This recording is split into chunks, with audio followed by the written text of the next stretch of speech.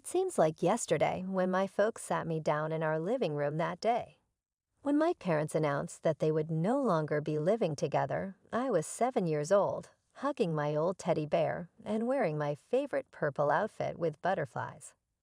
They handled it so coolly, no yelling, no hurling objects. Just two grown-ups who had lost their love choosing to part ways.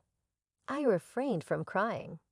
Perhaps I was too young to fully comprehend what was going on. They divided it all so well. I got two bedrooms, Dad moved into a new apartment, and Mom received the home. It was a straightforward custody agreement. 1 week with Mom and 1 week with Dad. Additionally, Dad took care of Mom and me financially because he was Dad. Dad met Sarah around a year after the divorce.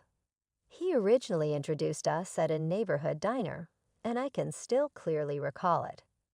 Her son Tommy was seated next to her, playing with his friend Fries, and she had a loving smile and compassionate eyes. "Hi, Brittany," Sarah replied, crinkling the corners of her eyes. "Your dad's told me so much about you." Tommy raised his head from his dish. "Are you going to be my sister?" I liked them right away. Unlike some of Dad's past dates, Sarah didn't put on a lot of effort or pretend to be polite. She was simply authentic. And Tommy became the brother I never had, despite being 3 years younger than me. Richard began dating Mom at about the same time. Mom seemed different after he moved in quite soon. She was distracted and constantly touched her stomach when she thought no one was watching. Emily, my half-sister, was born 2 months after they were married in a modest ceremony at City Hall. I recall observing this small pink bundle in Mom's arms while I was standing in the hospital room. Richard was watching both of them, totally engrossed.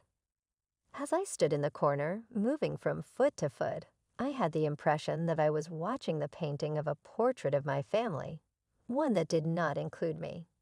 In the same year, Dad and Sarah tied the knot. Their wedding was unique.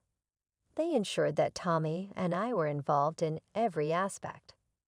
Dad made care to include specific bows to Tommy and me during the ceremony, and Sarah even allowed me help choose her attire.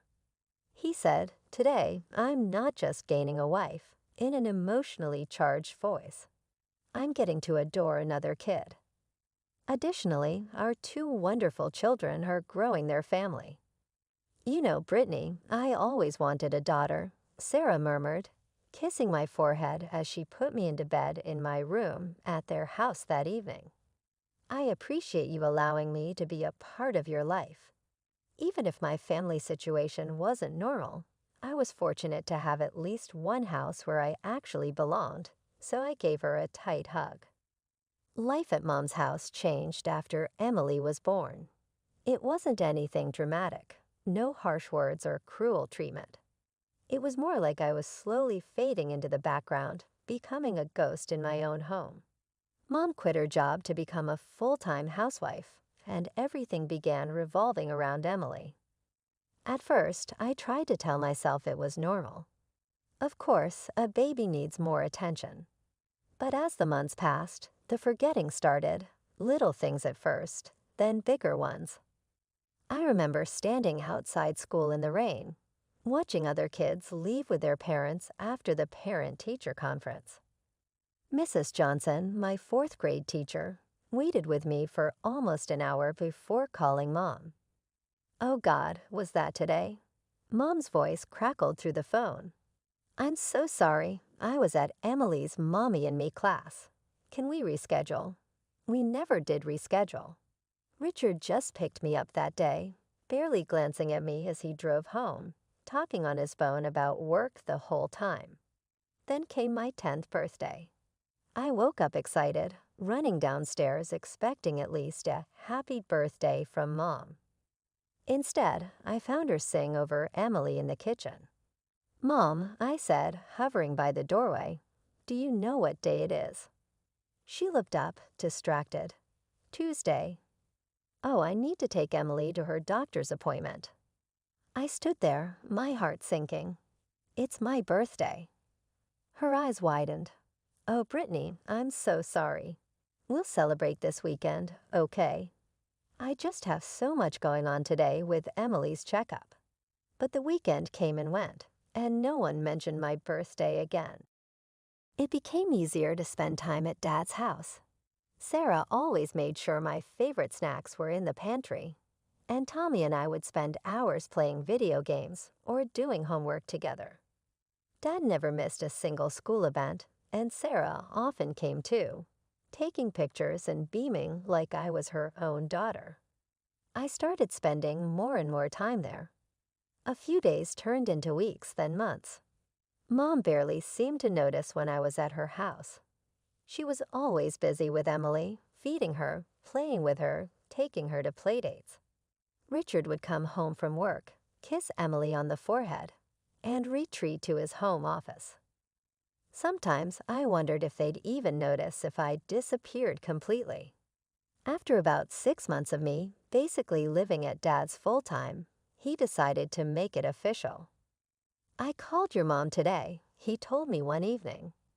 "I think it makes sense for you to live here permanently.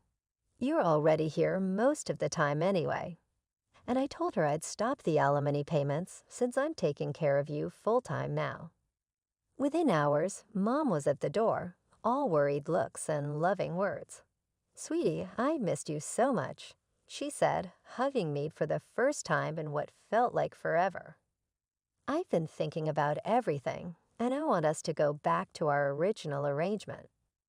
I want you home with me half the time, like before." I was 12 by then, old enough to see through it, the sudden concern, the promises to do better. It wasn't about missing me. It was about the money. Dad's alimony checks were the real reason she wanted me back. Emily was 5 when she started rubbing it in my face. She followed me around the house with this smug little smile, dropping her bombs when Mom and Richard weren't within earshot. "Daddy says you're not really part of our family," she told me one day while I was doing homework at the kitchen table. "He says you're just visiting." I tried to ignore her, focusing on my math problems, but she kept going. "Mommy and Daddy love me more than you. Last night, Daddy told Mommy he was tired of you being here, and Mommy said, 'Just wait until you turn 18. Then the money stops and you'll be gone.'" It hurt, of course it did, but I learned to build walls around that pain. I had Dad and Sarah, who showed me what real family love looked like. I had Tommy, who was more of a sibling to me than Emily would ever be. Still, hearing your own mother basically counting down the days until she didn't have to deal with you anymore, that leaves scars. The years crawled by until finally, I made it to high school graduation. I sat between my two families during the ceremony. Dad, Sarah, and Tommy on one side, Mom, Richard, and Emily on the other. It felt like sitting between two different worlds. After the ceremony, Dad hugged me tight. "We're so proud of you, Princess." Meanwhile, Mom and Richard were already talking about my departure before we even left the school parking lot. So Richard said, jingling his car keys, "Have you started packing yet?" They didn't ask about my college plans, didn't care that I'd gotten into the business program with a partial scholarship, didn't even pretend to be interested in my future. They just wanted to know when I'd be out of their hair. 2 weeks later, I moved my things to Dad's house. I remember sitting in his living room, nervous about asking for help with college expenses, even though I knew he'd never refuse. "Dad, I got accepted to the financial analyst program," I said, playing with the acceptance letter in my hands. "I got a partial scholarship," but before I could finish, Dad and Sarah exchanged glances and smiled. "We've already got it covered, honey," Sarah said, pulling out a folder. "We've been saving for your college funds since you were 8. I spent that summer working at the Silver Spoon Cafe, saving every penny I could. My shifts were mostly morning ones, which left my afternoons free to spend time with my real family. Tommy and I would go to movies. Sarah taught me to cook proper meals for when I'd be living in the dorm. And Dad, well, Dad just kept being Dad, always there with advice or a hug when I needed one. Mom never called to ask about my plans, never stopped by to see how I was doing, never seemed to care that her oldest daughter was about to leave for college. But by then, I'd stopped expecting her to care. College life started in a blur of new faces and experiences. My dorm room was tiny but cozy, and my roommate, Jenny, was nice enough, but we never became close friends. Between classes and my job at the campus cafe, I barely had time to breathe, but I made sure to call Dad and Sarah at least twice a week. They came to visit whenever they could, and Tommy would tag along, complaining about having to carry my laundry basket, but always bringing me my favorite snacks from home. Mom never called, not once. My 19th birthday came and went without even a text message from her. I shouldn't have checked my phone that day. Shouldn't have hoped, but old habits die hard. Later that night, I made the mistake of checking her Facebook page. There they were, dozens of pictures of her perfect family. Mom, Richard, and Emily at the beach, Emily's dance recital, family dinners, holiday celebrations. Each photo was carefully staged to show their happiness, each caption talking about family time and loving my family. I wasn't in any of them, of course. I'd been cropped out of their family portrait long ago. I threw myself into my studies after that, determined to prove that I didn't need their approval to succeed. The years flew by, and before I knew it, I was walking across the stage to receive my diploma in financial analysis. Dad cheered so loud you'd have thought I'd won an Olympic medal.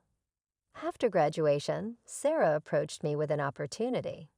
Her brother, Mark, ran a successful investment firm in our hometown, and she mentioned my academic achievements to him.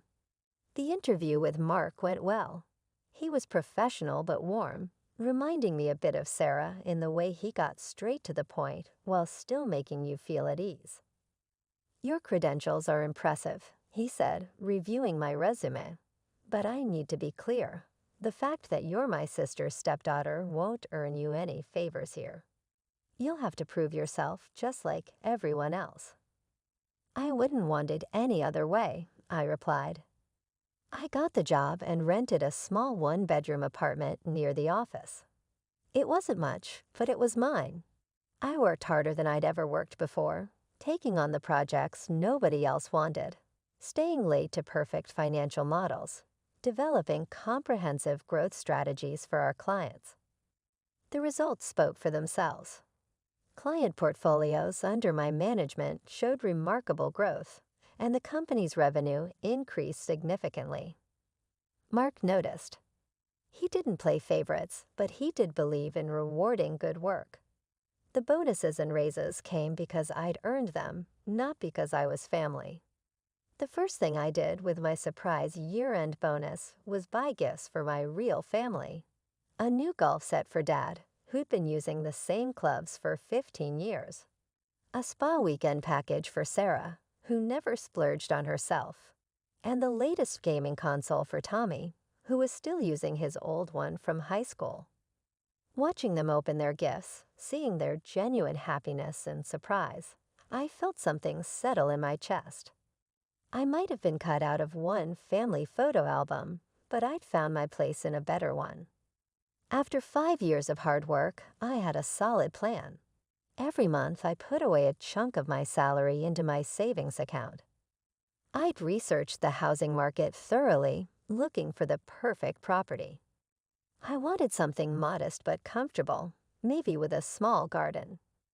Most importantly, I wanted to make a substantial down payment to keep the monthly mortgage payments manageable. Then came the phone call that changed everything. I was at my desk reviewing quarterly reports when my phone lit up with a number I hadn't seen in years. "Brittany, sweetie," Mom's voice was syrupy sweet. "I've been thinking about you so much lately." I nearly dropped my coffee, 9 years of silence, and now this. "How are you?" I kept my voice neutral. "Oh, honey, I miss you." We all do. Why don't you come over for dinner this weekend? Emily's home from college, and Richard's making his famous pot roast. Curiosity got the better of me. That Saturday, I pulled up to my old house in my new Mercedes. Nothing flashy, but reliable and professional. Emily answered the door, looking me up and down with poorly concealed interest. "Nice car," she said by way of greeting. The house hadn't changed much. Same furniture, same family photos on the walls, still none of me. Mom rushed forward to hug me, acting like we'd just seen each other yesterday. "Darling, you look fantastic. So professional in that suit," she said. "Richard, doesn't she look successful?" Richard nodded, pulling out my chair. "We heard you're doing very well at Mark's company. The family grapevine says you're one of their top performers." Throughout dinner, they peppered me with questions about my job, my salary, my car. Mom kept mentioning how expensive everything was these days, especially with Emily in college. "That's such a beautiful watch," Mom commented, reaching for my wrist. "Must have cost a fortune." I smiled politely. It was a birthday gift from Dad and Sarah. "Of course it was," she said, her smile tightening slightly. "They always did spoil you." That dinner turned into more invitations. Suddenly, Mom wanted to be part of my life again. She'd call regularly, stop by my apartment unannounced with Emily in tow, and invite me to family dinners. Emily would wander around my modest apartment, examining everything with calculating eyes. "This place is kind of small," she commented once. "I thought you made good money." I kept my responses vague. "It suits my needs." Mom would chime in, "But surely you're planning to upgrade soon with your salary." I just smiled and changed the subject. Something about their sudden interest in my life made me uneasy. It happened on a Sunday afternoon. Emily was over at my apartment, supposedly to bond with her big sister. I was in the kitchen making coffee when I heard her gasp from my living room. "Oh my God," she said, staring at my laptop screen. I'd left my banking app open after paying some bills. "Is that really how much money you have saved?" I quickly walked over and closed the laptop. "It's not polite to look at other people's private information, Emily." She ignored my comment. "Why are you saving so much? What's it for?" I hesitated but figured there was no harm in telling her. "I'm planning to buy a house soon. I want to make a good down payment to keep the mortgage payments reasonable." Emily just nodded, but I could see the wheels turning behind her eyes. She left shortly after, making some excuse about meeting friends. The very next day, Mom called to invite me to dinner. As soon as I sat down at their dining table, I knew something was up. Mom had that look she used to get when she was about to ask Dad for more child support. "Emily tells me you're quite the saver," she said, passing the potatoes. "That's wonderful, honey. You know, Emily's having such a hard time with college expenses, and she'll need an apartment after graduation." I took a bite of my food, saying nothing. It would be so nice if her successful big sister could help her out. Mom continued, her voice dripping with suggestion. "Family helping family, you know." I put down my fork. "I don't understand what you're getting at, Mom." "Oh, come on, Brittany," she said, dropping the sweet act. "You're clearly doing very well for yourself. Emily needs help with an apartment, and you have more than enough money saved up. It would be the right thing to do." I looked at her incredulously. "The right thing to do? You mean give Emily my house down payment?" "Well, you're already established in your career," Richard chimed in. "Emily's just starting out. She needs the help more than you do." "I'm not established," I said firmly. "I'm working hard and saving my money to build my own future. I'm not giving Emily my savings." Mom's face darkened. So you're just going to let your sister struggle while you sit on a pile of money after all we've done for you? I almost laughed at that. All you've done for me? Like what exactly? Forget my birthdays, ignore me for years, push me aside for Emily? You're being selfish, Richard muttered, not quite meeting my eyes. A real sister would want to help, he added. A real mother would have been there for both her daughters, I shot back, standing up. I'm taking care of myself first. Emily is your responsibility, not mine. The silence that followed was deafening. Mom sat there, jaw clenched, while Richard glared at his plate. Emily wasn't at this dinner, but I could imagine her reaction when they told her later. Poor Emily, whose selfish big sister wouldn't give her a free apartment. 2 weeks after that disastrous dinner, I had to leave for a business trip to Singapore. Mark had trusted me with an important client presentation, and I'd be out of reach for most of the time due to the time difference and packed schedule. I'll be gone for about 10 days, I told Mom when she called, trying to maintain some semblance of politeness despite our recent argument. Just letting you know I'll be out of contact. Oh, overseas. Hell, nice for you, she replied, her voice oddly interested. The trip went well, but when I landed back home, my phone exploded with notifications. As soon as I turned off airplane mode, banking alerts, dozens of them. My hand started shaking as I scrolled through them. Account transfer, $1,750. The world started spinning. I rushed home, threw open my laptop, and logged into my banking app. There it was, a massive transfer to an account I didn't recognize, but the name on the transfer was Patricia Warren, my mother's name. I drove to their house like a woman possessed, my banking app screenshots pulled up on my phone. When I pounded on their door, Richard answered with a smug look that made my blood boil. Where is she? I demanded, pushing past him. Mom was sitting in the living room, calm as could be, flipping through a magazine. Oh, you're back. How was your trip? I thrust my phone in her face. What is this? How did you transfer money from my account? She barely glanced at the screen. I don't know what you're talking about. Don't lie to me, I said, my voice shaking. It's right here, a transfer to your account. How did you do it? Mom finally dropped the innocent act. She put down her magazine and smiled. Actually, yes, I transferred the money. Emily needs an apartment, and you weren't being cooperative, so we helped ourselves. How did you even get into my apartment? I demanded. Honey, she reached into her purse and held up a key. Remember when I'd borrowed your bathroom that day I visited? It only takes a minute to make a copy. I felt sick to my stomach. Give me my money back now, or I'm going to the police. Mom actually laughed. Don't be ridiculous. You won't go to the police. I'm your mother. Besides, you can always save up again. You have a good job, no responsibilities. Emily needs this more than you do. We've already found her the perfect apartment. I'm serious, I cut her off. Return my money or I'm. Or what? Mom sneered. You'll send your own mother to jail. Please, you don't have the spine. Richard grabbed my arm and started pushing me toward the door.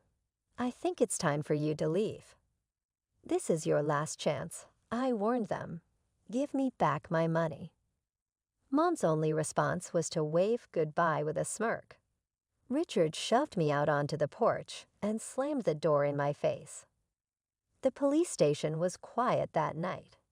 I sat across from Detective Martinez, my hands steady as I filled out the complaint form. I had everything documented, the unauthorized transfer, screenshots of the banking app, text messages with my mother about my business trip. Richard called me that same night, his voice alternating between threats and pleading. You need to withdraw the complaint, he demanded. Do you have any idea what you're doing to your mother? Your mother's crying. I hung up. Let her cry. I'd cried plenty of times over the years because of her. The legal process moved surprisingly quickly. The evidence was overwhelming, and Mom's arrogant admission to the theft didn't help her case. She sat in the courtroom, playing the role of the repentant mother, tears streaming down her face as she promised to return every penny. "I just wanted to help my younger daughter," she sobbed to the judge. I let my maternal instincts cloud my judgment. I almost laughed out loud. Maternal instincts? Since when? The judge wasn't impressed.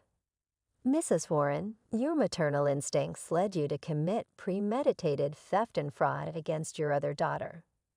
The only reason you're not going to prison is that you've agreed to make full restitution and have no prior criminal record."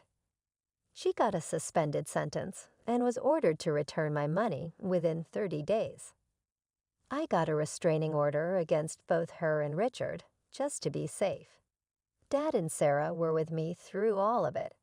They sat behind me in court, brought me dinner when I was too exhausted to cook, and never once said, "I told you so," about letting Mom back into my life. Sarah reassured me, "You did the right thing," following the sentencing. They needed to learn they couldn't take advantage of you anymore. Tommy attempted to lighten the situation in his usual way. "Well, at least now you know for sure which family actually loves you." He was correct. Now the lines were obvious. My true family, which included Dad, Sarah, Tommy, and even Mark, had been tremendously supportive over the entire affair. Then came the others, like Mom, Richard, and Emily, who had revealed their actual selves in the most spectacular manner imaginable. It's been 6 months since then. While I look for a property, my money is back in my account and producing interest. 10 minutes from Dad and Sarah's house, I had my eye on a gorgeous 3-bedroom colonial with a fenced backyard. This time, I'm the only one with my house keys, while the mortgage paperwork is being processed. Mom still makes an effort to connect occasionally, either through mutual acquaintances or family. She says she wants to make amends, she's sorry, and she's changed. However, I'm done offering opportunities to those who view me as merely a resource to be used. I celebrated my impending home purchase with my real family over supper yesterday. I came to a realization while we were joking around Sarah and Dad's dining table and organizing my housewarming celebration. Sometimes letting rid of unhealthy connections is the best thing you can do for yourself, and other times the family you select is better than the one you were born into. I'll be signing the papers for my new home in 2 weeks.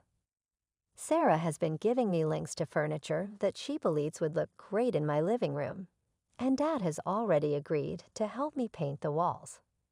Family should be made up of people that love you, support you, and would never consider harming you for personal benefit. Mom, Richard, and Emily are free to keep their manipulative games and their picture-perfect family. I've got a clear conscience, a real family, and eventually a house with only one set of keys.